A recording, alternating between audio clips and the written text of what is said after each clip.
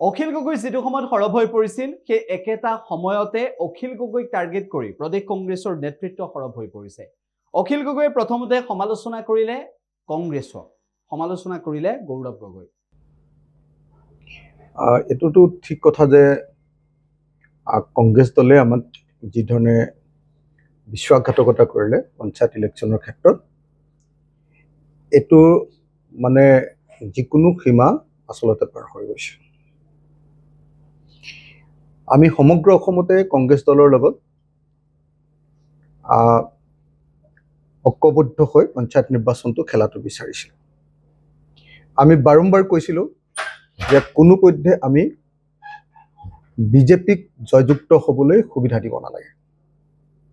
আমি কৈছিলোঁ যে যিহেতু বিজেপি আৰু এজিপি ঐক্যবদ্ধ হৈছে, তেওঁলোকে জিলা পৰিষদৰ আসনবিলাক আৰু আঞ্চলিক পঞ্চায়তৰ আসনবিলাক ভাগ ভাগ কৰি লৈছে।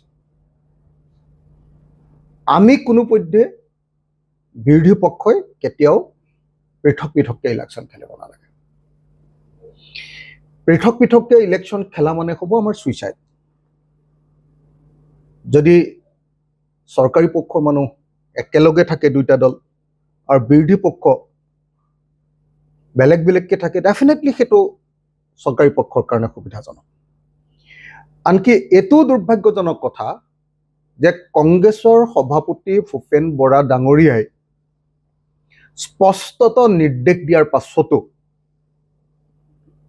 শিৱসাগৰ বিধানসভা সমষ্টিটোতো কংগ্ৰেছে ৰাইজৰ দলৰ লগত ঐক্যমঞ্চ নকৰি একেলগতে ইলেকশ্যন নেখেলি প্ৰমাণ কৰি দিলে যে কংগ্ৰেছে শিৱসাগৰত বিজেপিক সহায় কৰিবৰ কাৰণে কাম কৰিছে। মই সুধিছিলোঁ যে কংগ্ৰেছ দলৰ নেতৃবৰ্গক মই সুধিছিলোঁ যে কিয় আপোনালোকে একলগ হোৱা নাই।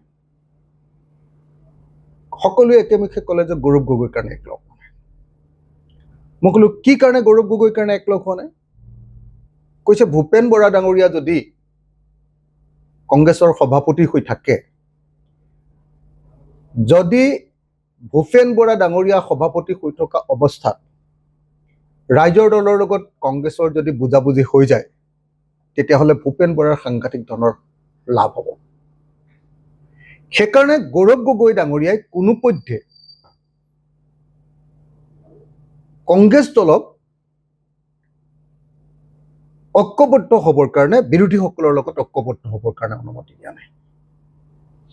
কৈছে যে যিদিনাই গৌৰৱ গগৈ কংগ্ৰেছৰ সভাপতি হ'ব, ৰাজ্যিক কংগ্ৰেছৰ সভাপতি হ'ব, সেইদিনাই গৌৰৱ গগৈয়ে আমাৰ লগত বিৰোধী ঐক্যমঞ্চ কৰিব, কিন্তু ভূপেন বৰা ডাঙৰীয়াৰ নেতৃত্বত হ'বলৈ নিদিয়ে। ভূপেন বৰা ডাঙৰীয়া আৰু অখিল গগৈৰ মাজত সম্পৰ্ক ভাল হৈ যায় বুলি ভাবিয়ে শিৱসাগৰত গৌৰৱ গগৈৰ নিৰ্দেশত শুভ্ৰমিত্ৰ গগৈ আৰু যি মোৰ বিৰুদ্ধে যোৱাবাৰ ইলেকশ্যনত উঠিছিলে 21 চনত কংগ্ৰেছৰ পৰা, আৰু কংগ্ৰেছ দলৰ জিলা সভাপতি মঞ্জিৰ গগৈয়ে গৌৰৱ গগৈৰ নিৰ্দেশত সেইটো হ'বলৈ দিয়া নাই, একলগ হ'বলৈ দিয়া নাই। বাৰম্বাৰ নিৰ্দেশ দিছিলে ভূপেন বৰা ডাঙৰীয়াই, কৈছিলে যে ৰাইজৰ দল আৰু কংগ্ৰেছে অন্ততঃ শিৱসাগৰত একেলগতে খেলিবই লাগিব, অন্ততঃ শিৱসাগৰত একেলগতে খেলিবই লাগিব। কিন্তু তেওঁলোকে ওলোটাই ভূপেন বৰা ডাঙৰীয়াকে ভাবুকি দিছিলে, ভয় দেখুৱাইছিলে, ব্লেকমেইল কৰিছিলে।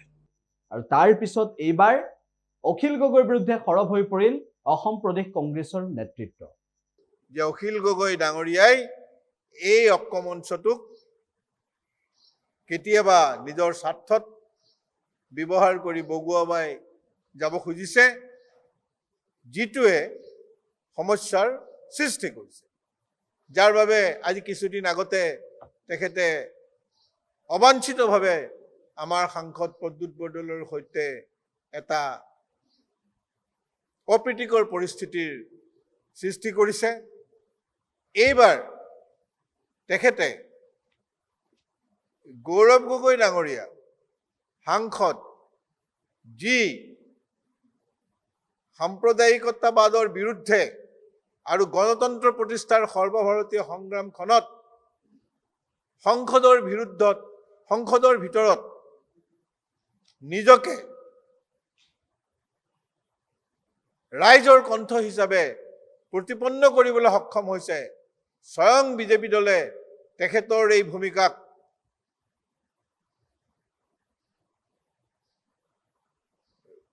ভয় ভীতিৰ চকুৰে চাবলৈ ধৰিছে। তেনে ক্ষেত্ৰত অখিল গগৈ ডাঙৰীয়াই তেখেতক কৈ দিলে যে তেখেত হিমন্ত বিশ্ব ডাঙৰীয়াৰ লগত মিলি আছে।